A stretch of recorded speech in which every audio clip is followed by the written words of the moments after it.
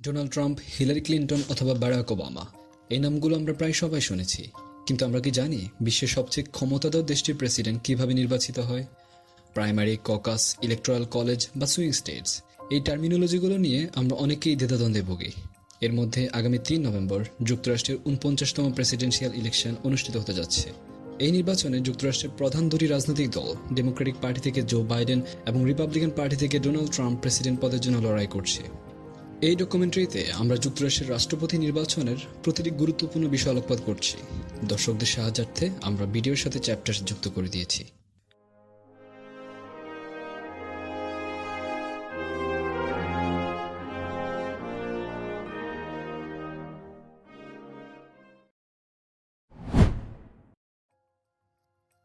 যুক্তরাষ্ট্রের সরকার ব্যবস্থা আইনসভা, নির্বাহী এবং বিচার বিভাগ, এই তিনটি স্বতন্ত্র শাখা নিয়ে গঠিত।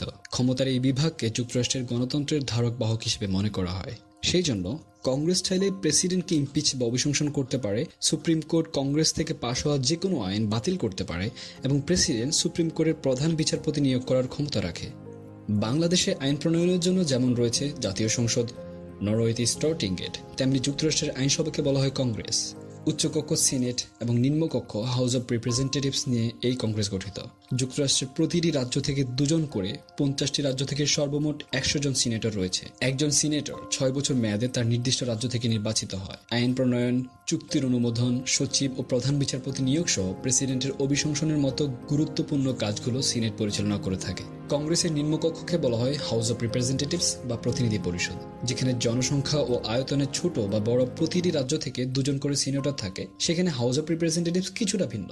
নিম্নকক্ষ হাউস অব রিপ্রেজেন্টেটিভস প্রতিটি রাজ্যে জনসংখ্যা অনুযায়ী প্রতিনিধি বরাদ্দ দেয়। তাই জনবহুল ক্যালিফোর্নিয়া থেকে 52 জন প্রতিনিধি এবং ডেলাওয়্যার থেকে মাত্র 1 জন প্রতিনিধি রয়েছেন। প্রতিটি প্রতিনিধি 2 বছর মেয়াদে নির্বাচিত হয়। প্রতিনিধি পরিষদ বিল উত্থাপন, ফেডারেল অফিসারদের কার্যক্রম নিয়ন্ত্রণের মতো গুরুত্বপূর্ণ কাজ পরিচালনা করে থাকে। তবে সবচেয়ে গুরুত্বপূর্ণ হচ্ছে রাষ্ট্রপতি নির্বাচনে যদি কোনো প্রার্থী একক সংখ্যাগরিষ্ঠতা লাভ না করে, তখন প্রেসিডেন্ট নির্বাচনের দায়িত্ব চলে যায় হাউস অব রিপ্রেজেন্টেটিভসের কাছে। যুক্তরাষ্ট্রের প্রধান দুটি রাজনৈতিক দল হচ্ছে ডেমোক্রেটিক পার্টি এবং রিপাবলিকান পার্টি। এর বাইরে গ্রিন পার্টি, লিবারেটেরিয়ান পার্টি এবং সোশ্যালিস্ট পার্টি সহ অনেক রাজনৈতিক দল বিরাজমান রয়েছে। যুক্তরাষ্ট্রের ইতিহাসে কখনোই থার্ড পার্টি থেকে কোনো প্রেসিডেন্ট নির্বাচিত হয়নি। তাই কোনো ব্যক্তি যদি প্রেসিডেন্ট হতে চায়, তবে অবশ্যই তাকে দুটি পার্টি, ডেমোক্রেটিক এবং রিপাবলিক, যে কোনো একটি থেকে প্রার্থিতা ঘোষণা করতে হবে। কোনো ব্যক্তি যদি প্রেসিডেন্ট হতে চায়, যুক্তরাষ্ট্রের সংবিধান অনুযায়ী তাকে এই 3টি শর্ত পূরণ করতে হবে। জন্মসূত্রে যুক্তরাষ্ট্রের নাগরিক হতে হবে, বয়স ন্যূনতম 35 হতে হবে, যুক্তরাষ্ট্রে টানা 10 বছর বসবাস করতে হবে। এই 3টি শর্ত পূরণের পর সম্ভাব্য প্রার্থী একটি নির্দিষ্ট দল থেকে নির্বাচনে তার প্রার্থিতা ঘোষণা করে। যুক্তরাষ্ট্রের একজন প্রার্থীকে প্রেসিডেন্ট পদে নির্বাচিত হওয়ার জন্য 2টি নির্বাচনের মুখোমুখি হতে হয়। প্রথমটি তার দল থেকে মনোনয়ন পাওয়ার জন্য, দ্বিতীয়টি রাষ্ট্রপতি পদে নির্বাচিত হওয়ার জন্য। অবাক করার বিষয় হচ্ছে, দুটি ক্ষেত্রেই তাদের জনগণের ভোটের উপর নির্ভর করতে হয়। এই জন্য দল থেকে মনোনয়ন পাওয়ার জন্য প্রার্থীরা অনেক আগ থেকেই ক্যাম্পেইন, র্যালি এবং ডিবেটে অংশ নেয়।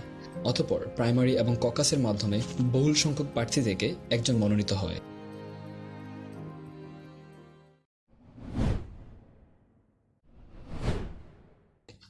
প্রাইমারি এবং ককাসের মাধ্যমে ডেমোক্র্যাট এবং রিপাবলিকানরা রাষ্ট্রপতি পদের জন্য তাদের প্রার্থী বাছাই করে। প্রাইমারিস অথবা প্রাইমারি ইলেকশন একটি টিপিক্যাল নির্বাচন পদ্ধতি। এই পদ্ধতিতে ভোটাররা পোলিং স্টেশনে গিয়ে তাদের পছন্দের প্রার্থীকে ভোট দিয়ে থাকে। প্রাইমারি ইলেকশন প্রধানত 2 প্রকার: ওপেন প্রাইমারি এবং ক্লোজ প্রাইমারি। ওপেন প্রাইমারিতে সকল নিবন্ধিত ভোটাররা ভোট দিতে পারে, যেখানে ক্লোজ প্রাইমারিতে শুধুমাত্র দলের নিবন্ধিত ভোটাররা ভোট দিতে পারে। ককাস, আনলাইক প্রাইমারিস, কিছুটা অভিনব পদ্ধতি। অনেকে মনে করেন আইওয়াতে অনুষ্ঠিত ককাস প্রার্থীদের ভাগ্য নির্ধারণ করে থাকে, কারণ আইওয়া ককাসের মাধ্যমে দল থেকে প্রার্থীর নির্বাচনের দৌড় শুরু হয়। যে প্রার্থী আইওয়া ককাসে এগিয়ে থাকে, সে মনোনয়নের দৌড়ে এগিয়ে থাকে। যদিও রিপাবলিকান এবং ডেমোক্রেটিক দুটি দল ককাস ব্যবহার করে, তবে ডেমোক্রেটিক ককাস কিছুটা প্রসিদ্ধ এবং গুরুত্বপূর্ণ। রিপাবলিকান ককাসে নিবন্ধিত ভোটাররা ককাসের লোকেশনে গিয়ে রিপাবলিকান প্রার্থীগণ থেকে তাদের পছন্দকৃত প্রার্থীর নাম কাগজে লিখে অতঃপর তা ব্যালট বক্সে রাখেন। যে প্রার্থীর যত সংখ্যক ভোট পায়, সে তত বেশি ডেলিগেটস পাবে। অন্যদিকে ডেমোক্রেটিক ককাস কিছুটা ক্লাস ক্যাপ্টি নির্বাচন করার মতো। প্রার্থীদের প্রতিনিধিগণ ককাস লোকেশনে আসেন এবং স্ব স্ব প্রার্থীর গুণকীর্তন করেন। উপস্থিত ভোটাররা তাদের পছন্দের প্রার্থীর প্রতিনিধির সমর্থনে তার পক্ষ অবলম্বন করে। এরপর উপস্থিত ভোট গণনা শুরু হয়। যে প্রার্থীর যত বেশি ভোট পায় সে তত বেশি ডেলিগেটস পায়। যুক্তরাষ্ট্রের প্রায় সবকটি রাজ্যই প্রাইমারিজ পদ্ধতিতে ভোট গ্রহণ করে থাকে।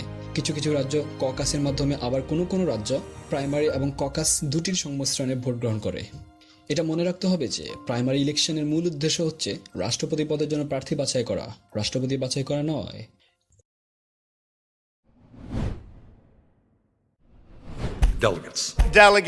Delegates. ডেলিগেটস বা প্রতিনিধি সাধারণ ভোটারদের পক্ষ হতে তাদের দল থেকে রাষ্ট্রপতি পদের জন্য প্রার্থী নির্বাচন করে। ডেলিগেটস মূলত দল থেকে নির্ধারিত প্রতিনিধিবৃন্দ। ডেমোক্রেটিক পার্টিতে বর্তমানে ডেলিগেটসের সংখ্যা 4765 জন। এর মধ্যে প্লেস ডেলিগেটস রয়েছেন 4051 জন এবং সুপার ডেলিগেটস রয়েছেন 714 জন। দল থেকে প্রতিটি রাজ্যের জন্য নির্দিষ্ট সংখ্যক প্রতিনিধি বা ডেলিগেটস বরাদ্দ করা হয়। যেমন ক্যালিফোর্নিয়াতে 415 জন, নর্থ ক্যারোলিনাতে 110 জন, ম্যাসাচুসেটসে 91 জন এবং নিউ ইয়র্কে 274 জন ডেলিগেটস রয়েছে। অন্যান্য রাজ্য মিলিয়ে সর্বমোট 4051 জন ডেলিগেটস রয়েছে। এসব ডেলিগেটস মূলত একটি রাজ্যে প্রার্থীদের মোট প্রাপ্ত ভোট সংখ্যা অনুযায়ী বরাদ্দ দেওয়া হয়। যেমন নর্থ ক্যারোলিনাতে মোট প্লেস ডেলিগেটস রয়েছেন 110 জন। ডেমোক্রেটিক ক্যান্ডিডেটদের মধ্য থেকে জো বাইডেন 43% ভোট পেয়েছেন ওই রাজ্যে এবং বার্নি স্যান্ডার্স 24% ভোট পেয়েছে। ভোটের হার অনুযায়ী বাইডেন 68 এবং স্যান্ডার্স 37টি ডেলিগেটস পেয়েছেন। ডেলিগেটস বরাদ্দের পর প্রার্থীর সবগুলো রাজ্য থেকে মোট প্রাপ্ত ডেলিগেটসরা ডিএনসি অথবা ডেমোক্রেটিক ন্যাশনাল কনভেনশনে উক্ত প্রার্থীর প্রতি সমর্থন প্রদান করে। যদি কোনো প্রার্থী 1991 এর অধিক ডেলিগেটস অর্জন করতে পারে তবে সে দল থেকে রাষ্ট্রপতি পদের জন্য মনোনীত হয়। অন্যদিকে যদি কোনো প্রার্থী 1991 প্রতিনিধি অর্জন করতে সক্ষম না হয় তখন ওই কনভেনশনকে বলা হয় ব্রোকার্ড অথবা কন্টেস্টেড কনভেনশন। ব্রোকার কনভেনশনে সুপার ডেলিগেটস এবং পূর্বের প্লেস ডেলিগেটসরা ভোট দিতে পারে। সুপার ডেলিগেটস কারা?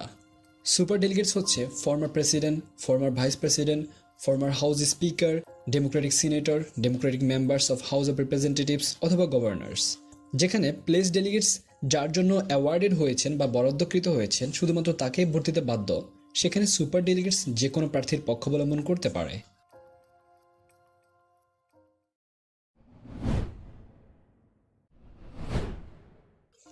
রাষ্ট্রপতি পদের প্রার্থী মনোনয়নের জন্য অনুষ্ঠিতব্য নির্বাচন প্রাইমারিস এবং ককাস সাধারণত ফেব্রুয়ারিতে শুরু হয়ে জুন জুলাইয়ের মধ্যে শেষ হয়।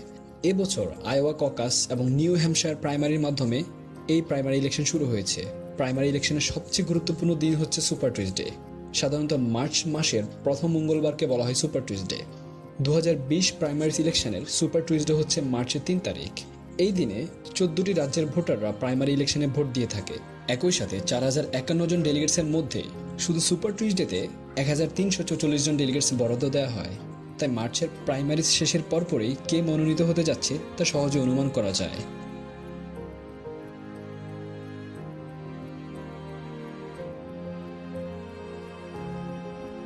সবগুলো রাজ্যের ভোট গ্রহণ শেষ হলে ন্যাশনাল কনভেনশনের প্রতীক্ষা শুরু হয়। ন্যাশনাল কনভেনশন হচ্ছে সকল ডেলিগেটসের সম্মেলন, যেখানে সর্বাধিক ডেলিগেটস পাওয়া প্রার্থীকে আনুষ্ঠানিকভাবে রাষ্ট্রপতি পদের জন্য মনোনীত করা হয়। এটি একটি জমকালো আয়োজন। এখানে বহু রাজ্য থেকে ডেলিগেটসরা আসে এবং তাদের প্রার্থীর জয়গান করে থাকে। ডিএনসি অর্থাৎ ডেমোক্রেটিক ন্যাশনাল কনভেনশন এবং আরএনসি অর্থাৎ রিপাবলিক ন্যাশনাল কনভেনশন দুটি ভিন্ন সময়ে অনুষ্ঠিত হয়। এটি মূলত জুলাই এবং আগস্টের মাঝামাঝি সময়ে অনুষ্ঠিত হয়। ন্যাশনাল কনভেনশনের আগে আগে সম্ভাব্য মনোনীত প্রার্থী তার রানিং মেট অথবা ভাইস প্রেসিডেন্ট নির্বাচন করে। First of all, is the answer yes? The answer is absolutely yes, Joe, and I am ready to work. I am ready to do this with you, for you. President এবং vice প্রেসিডেন্টকে একত্রে presidential ticket বলা হয়। 2020 নির্বাচনে Republican party থেকে president পদের জন্য Donald Trump এবং ভাইস প্রেসিডেন্ট পদের জন্য মাইক পেন্স লড়ছেন। ডেমোক্রেটিক পার্টি থেকে প্রেসিডেন্ট পদের জন্য জো বাইডেন এবং ভিপি পদের জন্য কামালা হ্যারিস লড়ছেন। এটি স্মরণ রাখতে হবে যে যদি ডোনাল্ড ট্রাম্প নির্বাচনে জয়লাভ করে তবেই মাইক পেন্স ভাইস প্রেসিডেন্ট হতে পারবেন। অর্থাৎ ভোটাররা আলাদা করে প্রেসিডেন্ট এবং ভাইস প্রেসিডেন্টের জন্য ভোট না দিয়ে প্রেসিডেন্সিয়াল টিকিটকে ভোট দেন।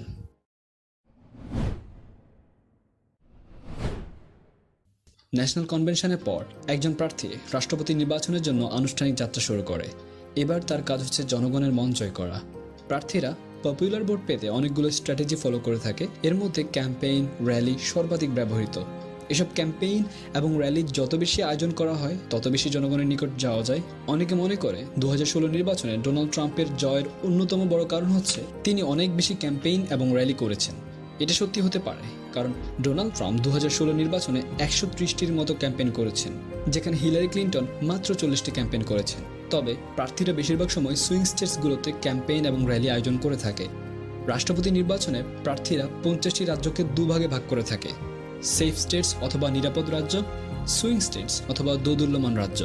সেফ স্টেটস দুই ধরনের: ব্লু স্টেটস এবং রেড স্টেটস। যেসব রাজ্যে গত কয়েক বছর ধরে ভোটের ফলাফলে ডেমোক্র্যাটদের প্রভাব রয়েছে সেগুলোকে বলে ব্লু স্টেটস, যেমন new York, California, Nevada, Oregon, new Mexico, Washington, Colorado এবং ইলিনয়। অন্যদিকে যেসব রাজ্যে গত কয়েক বছর ধরে রিপাবলিকান পার্টি জিতে আসছে সেগুলোকে বলে রেড স্টেটস।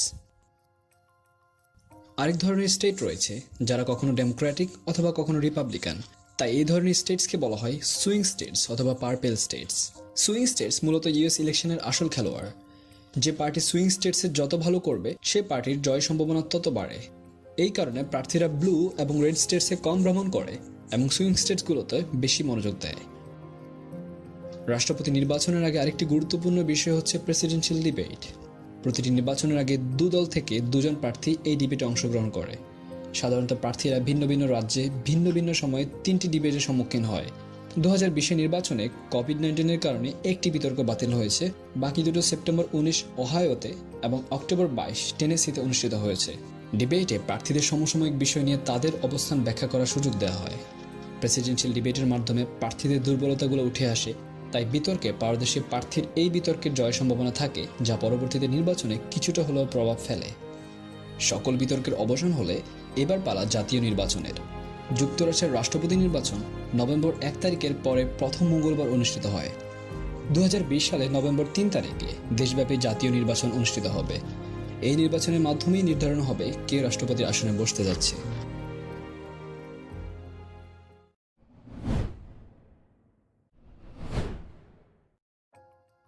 তবে আপনি কি জানেন, যুক্তরাষ্ট্রের রাষ্ট্রপতির জনগণের সরাসরি ভোটে নির্বাচিত হয় না? অবাক হলেন? হ্যাঁ, এটিই সত্যি। যুক্তরাষ্ট্রের রাষ্ট্রপতি নির্বাচনে মানুষ একদল ইলেক্টর্স বা নির্বাচককে ভোট দেয়, যারা পরবর্তীতে রাষ্ট্রপতি নির্বাচন করে, আর এই পদ্ধতিকে বলা হয় ইলেকটোরাল কলেজ। ইলেকটোরাল কলেজ কোনো স্থান বা প্রতিষ্ঠান নয়, এটি একটি প্রক্রিয়া, যুক্তরাষ্ট্রের রাষ্ট্রপতি নির্বাচনের প্রক্রিয়া। যুক্তরাষ্ট্র সর্বদা গণতন্ত্রের মশালধারী হিসেবে প্রতীয়মান হলেও দেশের সর্বোচ্চ ক্ষমতাধর ব্যক্তি নির্বাচনের জন্য ইলেকটোরাল কলেজে আশ্রয় নেয়। কারণ যুক্তরাষ্ট্রের জাতির জনকরা তাদের গবেষণা এবং অভিজ্ঞতা থেকে বুঝতে পেরেছিল পিওর ডেমোক্রেসি ডাজন্ট ওয়ার্ক। তাই তারা রাষ্ট্রপতি নির্বাচনের সিদ্ধান্ত সরাসরি জনগণকে না দিয়ে 538 জন ইলেক্টরসের সমন্বয়ে গঠিত একটি ইলেকটোরাল কলেজকে দায়িত্ব দেয়। ভিডিওর শুরুতে আমরা বলেছিলাম যুক্তরাষ্ট্রের প্রতিটি রাজ্য থেকে 2 জন করে মোট 100 জন সিনেটর রয়েছেন। প্রতিটি রাজ্যে ডিস্ট্রিক্টের সংখ্যা অনুযায়ী রিপ্রেজেন্টেটিভস রয়েছে, অর্থাৎ কংগ্রেসের সর্বমোট 534 জন কংগ্রেসম্যান রয়েছে।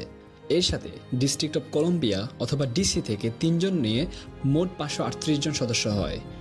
ডিস্ট্রিক্ট অফ কলম্বিয়া বা ডিসি যদিও কোনো রাজ্য নয়, তবুও প্রেসিডেন্সিয়াল ইলেকশনে একে রাজ্যে প্রাধান্য দেওয়া হয়। এই 538 সংখ্যার সাথে মিল রেখে ইলেকটোরাল কলেজে 538 জন ইলেক্টর্স রয়েছে। এর মধ্যে জনসংখ্যায় ছোট রাজ্যগুলোতে সর্বনিম্ন 2 জন সিনেটর এবং 1 জন রিপ্রেজেন্টেটিভস নিয়ে 3 জন কংগ্রেসম্যান রয়েছে, যেমন Delaware, Montana, North Dakota, South Dakota, Vermont. এই রাজ্যগুলোতে 3 জন করে কংগ্রেসম্যান রয়েছে। আবার বড় বড় রাজ্যগুলোতে যত বেশি ডিস্ট্রিক্ট তত বেশি কংগ্রেসম্যান, যেমন ক্যালিফোর্নিয়াতে 55 জন, টেক্সাসে 38 জন, নিউ ইয়র্কে 29 জন, ইলিনয়তে 20, পেনসিলভেনিয়াতে 20 জন কংগ্রেসম্যান রয়েছেন। তবে এটা মাথায় রাখতে হবে, ইলেক্টর্স আর কংগ্রেসম্যান একই ব্যক্তি নয়। যুক্তরাষ্ট্রের সংবিধান অনুযায়ী সিনেটর, রিপ্রেজেন্টেটিভস বা ফেডারেল অফিসে কাজ করে এমন কোনো কর্মকর্তা ইলেক্টর হতে পারবেন না। প্রতিটি রাজ্যকে তাদের কংগ্রেসম্যানের সংখ্যার সমান ইলেক্টর্স নিয়োগ দিতে হয়। এতক্ষণে আপনার প্রশ্ন জাগতে পারে, কারা এই ইলেক্টর্স? প্রতিটি দল এবং রাষ্ট্রপতি নির্বাচনের প্রার্থী প্রতিটি রাজ্যের জন্য একদল ইলেক্টর্স বাছাই করে থাকে। একে বলা হয় স্লেট। এরা মূলত রাজ্যের দলনেতা বা সদস্য অথবা প্রার্থীর পছন্দসই ব্যক্তিবর্গ।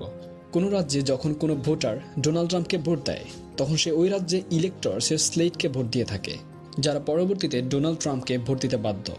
অনেকের মনে প্রশ্ন জাগতে পারে, যদি ইলেক্টরসরাই রাষ্ট্রপতি নির্বাচন করে তবে আমি কেন সাধারণ নির্বাচনে ভোট দিব? খুবই সহজ, যদি আপনি ভোট দেন তবেই আপনার রাষ্ট্রপতি ইলেক্টরসরা ওই রাজ্যে জিতবে এবং পরে আপনার পছন্দের প্রার্থীকে ভোট দিতে পারবে, নতুবা অন্য প্রার্থীর ইলেক্টরসরা জিতে যাবে। যুক্তরাষ্ট্রে একজন প্রার্থীকে রাষ্ট্রপতি হওয়ার জন্য 270টি ইলেকট্রাল ভোট প্রয়োজন। তাই কোনো প্রার্থী শুধুমাত্র রাষ্ট্রের এক অংশে ভোট পেলেই হবে না, তাকে পুরো দেশ থেকে মোট 270টি ইলেকট্রাল ভোট অর্জন করতে হবে। যুক্তরাষ্ট্রের দুটি রাজ্য নেব্রাস্কা এবং মেইন বাদে প্রতিটি রাজ্য উইনার টেক অল সিস্টেম গ্রহণ করে থাকে। অর্থাৎ যদি কোনো রাজ্যে কোনো প্রার্থী পপুলার ভোটে জয়ী হয় তবে সে ওই রাজ্যের সবগুলো ইলেক্টরস পেয়ে যাবে। যেমন 2016 নির্বাচনে ডোনাল্ড ট্রাম্প এবং হিলারি ক্লিন্টনের মধ্যে ক্যালিফোর্নিয়াতে হিলারি ক্লিন্টন 61% ভোট পেয়েছিল আর ডোনাল্ড ট্রাম্প পেয়েছিল 31% পপুলার ভোট। পপুলার ভোটে জয়ী হওয়ার কারণে হিলারি ক্লিন্টন ওই রাজ্যের 55 জন ইলেক্টরস পেয়ে যায়। অন্যদিকে ইন্ডিয়ানাতে ডোনাল্ড ট্রাম্প পেয়েছিল 56% এবং হিলারি ক্লিন্টন পেয়েছিল 37% পপুলার ভোট। তাই ওই রাজ্যে পপুলার ভোটে জয়ী হওয়ার কারণে ওই রাজ্যের 11টি ইলেক্টরস ডোনাল্ড ট্রাম্প পেয়ে যায়। অন্যদিকে মেইন এবং নেব্রাস্কা রাজ্যে প্রার্থীরা ভোটের প্রপোর্শন অনুযায়ী ইলেক্টরস পেয়ে থাকে, অর্থাৎ যে প্রার্থী যতগুলো ভোট পেয়েছে সে ততগুলো ইলেক্টরস পাবে। এভাবে প্রতিটি রাজ্যের ভোট গণনা শেষ হলে নির্বাচিত ইলেক্টরসরা ডিসেম্বরের মাঝামাঝি সময় তাদের যে প্রার্থীর জন্য ভোট দেওয়া হয়েছে সে প্রার্থীকে ভোট প্রদান করে। কংগ্রেস তাদের ভোট গণনা শেষে ফলাফল প্রকাশ করে। যে প্রার্থী 270টির বেশি ভোট পায় সে রাষ্ট্রপতি হিসেবে নির্বাচিত হয়। কি হবে যদি কোনো প্রার্থী 270টি ভোট না পায়? কোনো প্রার্থী এককভাবে 270টি ভোট না পেলে এই নির্বাচন চলে যায় কংগ্রেসের হাতে। কংগ্রেসের হাউস অব রিপ্রেজেন্টেটিভস বা প্রতিনিধি পরিষদ টপ 3 ক্যান্ডিডেটদের থেকে একজনকে প্রেসিডেন্ট পদের জন্য বাছাই করে এবং সিনেট ভাইস প্রেসিডেন্ট নির্বাচিত করে। যদিও এটি ঘটার সম্ভাবনা নেই বললেই চলে। যুক্তরাষ্ট্রের ইতিহাসে এটি কেবল একবারই ঘটেছিল। 1824 সালে জন কুইন্সি প্রতিনিধি পরিষদ দ্বারা নির্বাচিত হয়েছিলেন। সবশেষ জানুয়ারিতে ইনোগ্রেশনের মাধ্যমে প্রেসিডেন্ট 4 বছরের জন্য কার্যকাল শুরু করেন আর এর মাধ্যমে যুক্তরাষ্ট্রের প্রেসিডেন্ট নির্বাচনের প্রক্রিয়া শেষ হয়।